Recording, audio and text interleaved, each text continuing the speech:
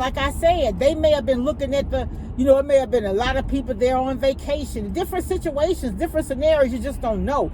Maybe if they would have made that decision to say it then, they felt like that they would have had so many people piled up that it really wouldn't have been anybody actually able to, get on the highway and get to for. Because you ever seen what people are trying to evacuate and the line, the traffic is hours long before you can get to a destination? I remember one time, I was coming back from Houston going to visit my daughter, and I don't know what the circumstance was. I don't know if there was a wreck on the highway or whatever. But when I tell y'all, we stayed on the Lake Charles Bridge, it took us 2 hours to travel 20 minutes, I think.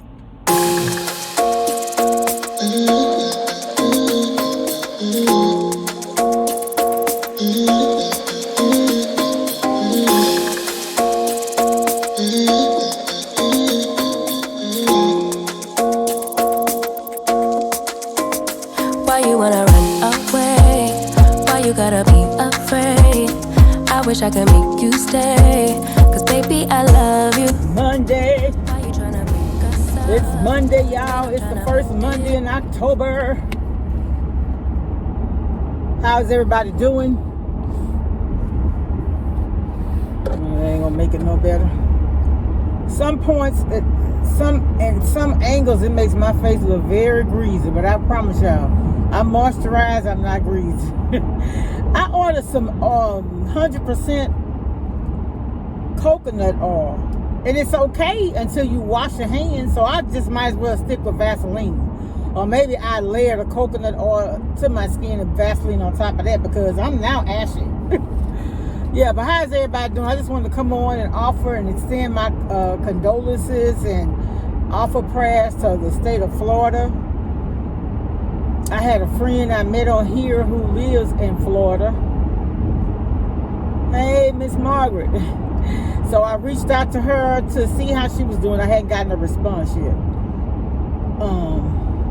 So I pray that all is well. I just wanted to come on and just talk about, when situations happen and the right choices aren't made right away, we start questioning, should somebody had done something different? And I know that's our natural response. We all do it. I do it. But I wish that it becomes more a training situation as opposed to a finger pointing situation. And the reason why I say that, y'all, is there are going to be things that happen in life we have absolutely no control over.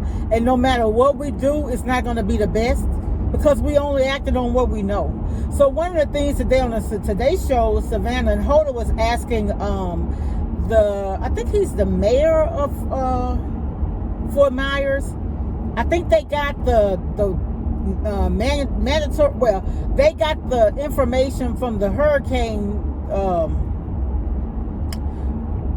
What the National Hurricane? What's the title for the organization? But anyway, they said Tuesday night that it was going to be a catastrophic storm, and they would recommend evacuation. And so the town actually waited until the next day to make it mandatory evacuation, hours later. And so you wonder, well, they asked him, did he have the authority to, because see, as the mayor, what happens is the county and then I guess Homeland Security or Office of Emergency Preparedness, all of them get together and make a concerted decision as to whether to evacuate or not. And he was basically saying he was leaving that information up to them to answer. He was just more concerned about the people, rescue and recovery efforts, And I understand where he was coming from, because you don't want to point the finger at anybody, because really you don't know. See, here's the thing. For me, this is my interpretation, and it's open to discussion. That's what I like. That's how we learn, y'all. If we don't ever disagree, we can't grow.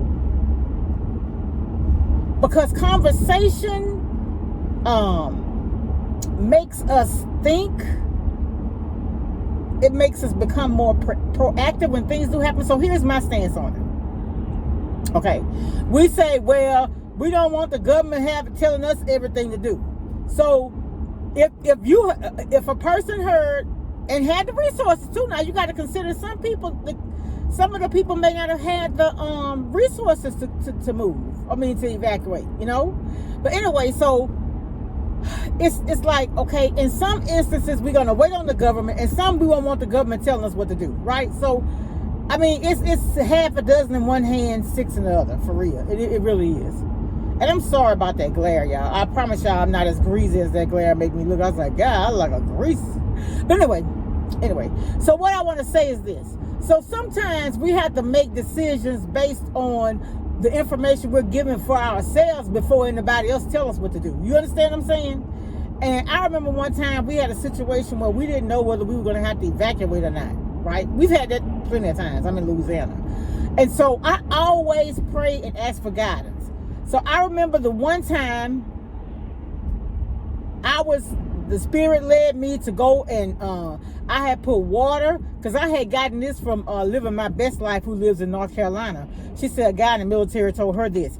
I had gotten a big, well, darn, Curtis, you gonna get out in the street? I had gotten a big, she said, the guy said, get a big container and fill it up with water. And what you do that for is, like, when you have to go to the restroom or anything, you get something clean and sanitized, and you can get that water and put in your toilet to flush. Because I had bottled water to drink, but that was just for to be able to flush if needed. And it did. And then I went out and I got sandwich meats and stuff like that. And y'all, that one time I did that, I needed to. And then the other times, it's like I just wasn't really too worried about it, you know. And I mean, it worked out in my favor so far every single time. Now, I've never gotten a situation, I've never had them to say mandatory evacuate, because I'm not that close to a body of water, though, you know. And the area I live is never flooded, but you know, there are areas here in the last couple of years that hadn't flooded ever. So you can't go by that either. So, you know, so they made a decision to wait. And I guess that's what they did for the majority. And some people, and then you know what, if you holler mandatory evacuation at night, right, and you got all those people leaving, so maybe they thought it best to wait till daybreak. So I mean, when you making a decision, you have to weigh all of your you have to weigh the good and the bad, you know what I'm saying? And so until you've been in a situation where you had to be the one that make that call, you don't know. That's why being in management and having to make decisions that affect the majority, I'm slow to form an opinion, especially when I don't have all the facts, you know. But anyway, so I'm saying all that to say this. I think it's the National Weather Service or whatever, maybe that's who it was. But if you're ever able to evacuate and you hear the situation going to get dire, even before your local authorities tell you, go ahead and evacuate. But again, like I said, they may have been looking at it may have been a lot of people there on vacation, different situations, different scenarios, you just don't know. Maybe if they would have made that decision to say it then, they felt like that they would have had so many people piled up that it really wouldn't have been anybody actually able to, you know, get on the highway and get to forward. Because you ever seen what people are trying to evacuate and the line, the traffic is hours long before you can get to a destination? I remember one time I was coming back from Houston going to visit my daughter, and I don't know what the circumstance was. I don't know if there was a wreck on the highway or whatever. But when I tell y'all, we stayed on the Lake Charles Bridge, it took us 2 hours to travel 20 minutes, I think. And thank God back then I didn't have the incontinence I suffer with, TMI I know, with now. But it's really it's got me to the point where I'm actually limited on the places I go, because you know what? I'm at a point now that when I travel, I'm looking for you know what I'm looking for? People. When I was younger and greedy, maybe still am, I used to look for where the canteen. Now I look for where the bathroom is. Yeah, I know. I told y'all I turned 50. Things started stopping, dropping, and locking. But thank God, thank God for it, because I'm still here, right? Yeah, but yeah, I just don't, you know, and just like it's like, I don't know. I'm coming from a place of love. I hope people understand. Where I'm coming from. just don't be so quick to blame somebody because they don't know. Just like, it's good morning. Let me have a large unsweet tea, extra ice with mango flavoring, and a large cup of ice, please.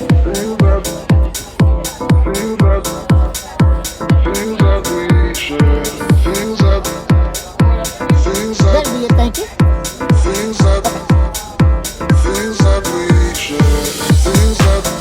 So all I'm saying is,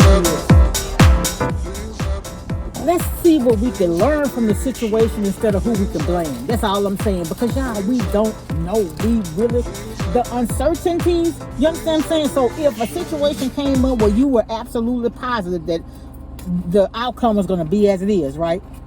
Then, okay, yeah, you knew 100% this was going to happen, and you should have acted accordingly. Remember one time when they had people evacuating and everything? I forget where that was, and the storm wasn't as bad as they thought it was going to be. Then they were fussing. They made us leave. Good morning. 50, 60, all right. Oh, I don't have enough. I gotta use my card. Thought I had enough cash. There you go.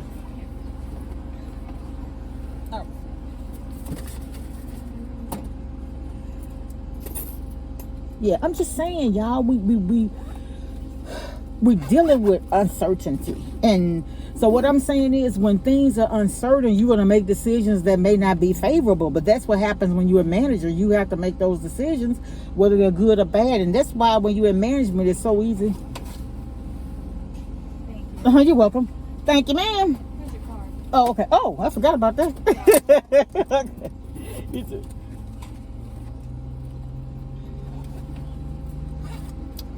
But that's all I'm saying.